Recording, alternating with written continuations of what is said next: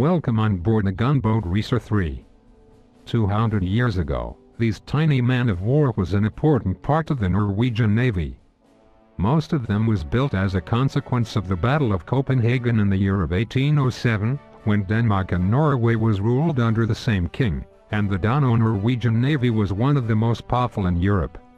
In 1807 England and France was at war.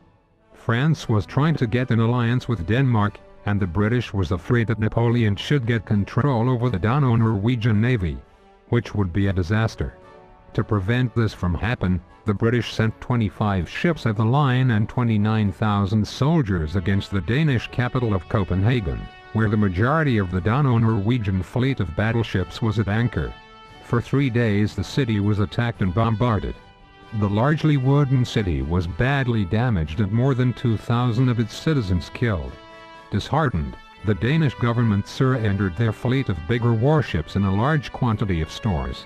After the British had seized the Danish fleet, there was not money or time to build a new fleet of large warships, so the Dano-Norwegian government decided to build smaller gunboats in large numbers, and place them in small groups along the coast.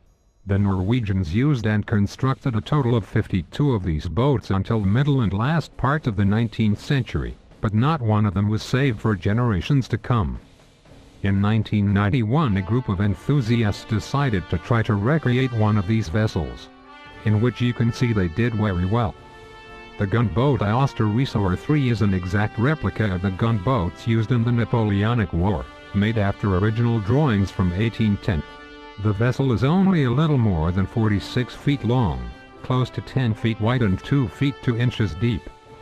The strategic advantages of these gunboats lay in the fact that they could be produced rapidly and inexpensively throughout the kingdom. The tactical advantages were that they were highly maneuverable, especially in still and shallow waters, and they represented small and difficult targets. On the other hand, the boats were vulnerable, likely to sink from a single hit. They could not be used in rough seas, and they were less effective against large warships like frigates and ships of the line. The main weapon is a 24-pounder smoothbore cannon. For self-defense they also usually carried 1 or 2 4-pound howitzers. The 24-pounder on the gunboat is not a replica, but a genuine 24-pounder made in Sweden in 1794. The weight of the gun itself is more than 2 metric tons. The term 24-pounder referred to the weight of a solid iron ball that fitted into the gun's barrel.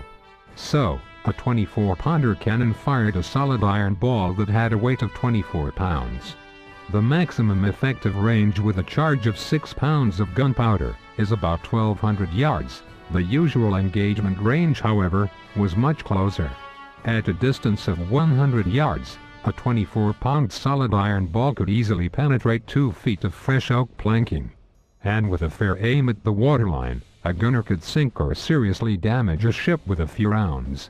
The elevation of the weapon is regulated by putting wedges under the rear end of the barrel. To aim the cannon sideways, the whole vessel had to be turned. In combat the vessel was rowed by its crew. For longer trips, masts were raised and sails were used. In times of war, the gunboat had a crew of 21 men. We can only imagine how little space there was on board, when we know that in addition to the crew itself and the massive main gun, they also had to carry shots, gunpowder and tools to operate the cannon, plus personal equipment and weapons.